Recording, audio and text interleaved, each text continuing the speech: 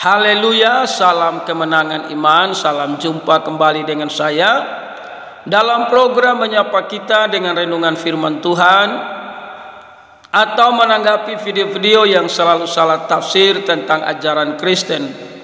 Sebelum saya melanjutkan, jangan lupa like dan subscribe, memberikan komentar-komentar yang baik.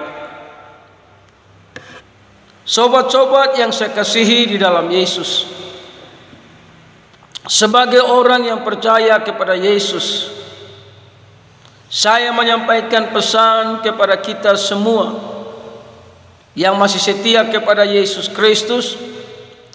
Rajin-rajinlah baca Alkitab agar kita tidak disesatkan menjelang zaman akhir ini. Karena menjelang zaman akhir ini iblis sementara bekerja keras untuk menyesatkan banyak orang agar mereka tidak menerima anugerah keselamatan yang diberikan Allah melalui Yesus Kristus Tuhan. Sebelum saya melanjutkan apa yang ingin saya sampaikan, marilah kita menyaksikan sebuah rekaman video untuk kita renungkan bersama. Bila ada yang mengaku melihat Tuhan, sesungguhnya dia tidak melihatnya, tetapi melihat iblis yang menyamar jadi Tuhan. Iblis itu ciptaan, Bang.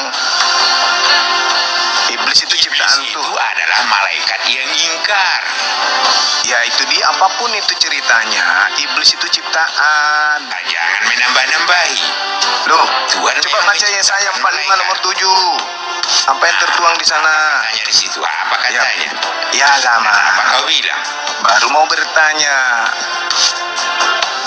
Yesaya 47 itu terang di situ dikatakan bahwasanya Tuhan menciptakan iblis. Jadi tidak bisa kemudian Abang mengatakan itu tidak. Sedangkan bagaimana Tuhan menciptakan iblis? Sedangkan iblis itu simbolis itu. Itulah sebuah rekaman video yang saya bagikan agar kita renungkan bersama. Nah, saudara, dalam diskusi tadi, saudara yang terkasih, ada seseorang yang berkata bahwa iblis itu adalah ciptaan. Bahkan dia menunjukkan ayat-ayat firman Tuhan tadi. Tentu saja ini sebuah pemahaman yang salah, karena Tuhan tidak pernah menciptakan iblis. Iblis dalam bahasa Yunani itu dia bolos. Ya, jadi dia itu dicampakkan ke dalam dunia. Mereka tadi itu adalah malaikat-malaikat di sorga yang ada di dalam pujian dan penyembahan. Namun karena pemberontakannya, dia dilemparkan ke dunia. Makanya disebut iblis atau juga setan yang memiliki sifat-sifat yang jahat. Jadi saudara, Tuhan tidak pernah menciptakan iblis. Ya, saudara yang terkasih di dalam Yesus, bahkan tidak ada satu ayat pun di Alkitab mengatakan bahwa Tuhan menciptakan iblis. Ya, Tuhan tidak pernah menciptakan iblis.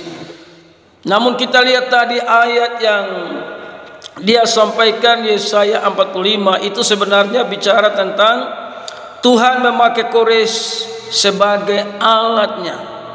Namun dia menyebut ayat yang ke-7 dan kita lihat ayat yang ke-7. Namun kita baca dari ayat yang ke-6. Supaya orang tahu dari terbitnya matahari sampai terbenamnya bahwa tidak ada yang lain di luar aku. Akulah Tuhan dan tidak ada yang lain. Jadi Tuhan memperkenalkan dirinya. Tidak ada Tuhan yang lain selain Dia yang disebut Yahweh. Dia adalah Tuhan yang Maha Kuasa. Dia adalah Tuhan yang sanggup melakukan segala perkara. Sehingga ayat yang ke-7 yang dia sampaikan tadi, yang menjadikan terang dan menciptakan gelap, Gelap ada, terang ada, ini karena ciptaan Tuhan. Tapi ini tidak berbicara Tuhan menciptakan iblis, karena Tuhan tidak pernah menciptakan iblis. Saya baca sekali ayat yang ketujuh. Yang menjadikan terang dan menciptakan gelap, yang menjadikan nasib mujur dan menciptakan nasib malang. Akulah Tuhan yang membuat semuanya ini. Jadi saudara yang kekasih di dalam Yesus Kristus, Yesaya 45 ini tidak berbicara bahwa Tuhan menciptakan iblis, karena Tuhan tidak pernah menciptakan iblis. Malaikat yang tadinya ada di dalam pujian dan penyembahan di surga, dia dilemparkan ke dunia karena pemberontakan.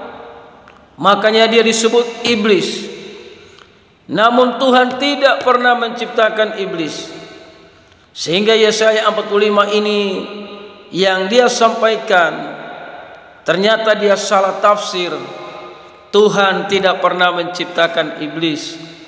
Nah, saudara yang kekasih dalam Yesus Kristus, maka dia sebutkan tadi Yesaya 47 itu dengan perikop keruntuhan Babel.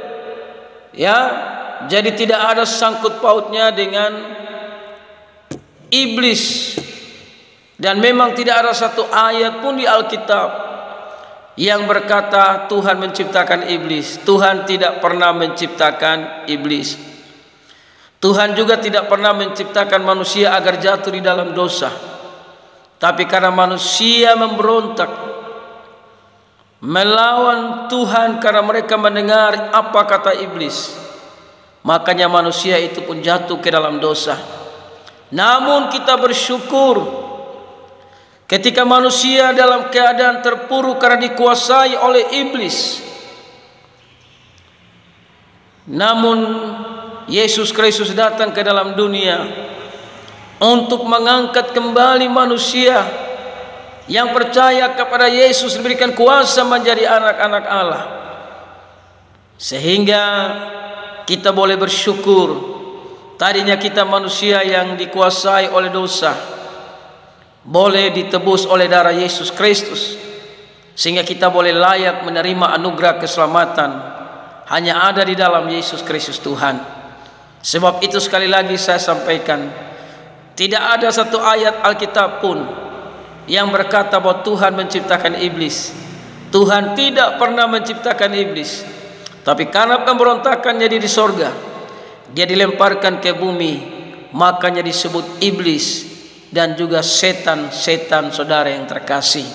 Jadi mari sekali lagi saya pesan, mari kita rajin-rajin baca Alkitab agar kita tidak disesatkan di zaman akhir ini. Tuhan Yesus memberkati. Haleluya.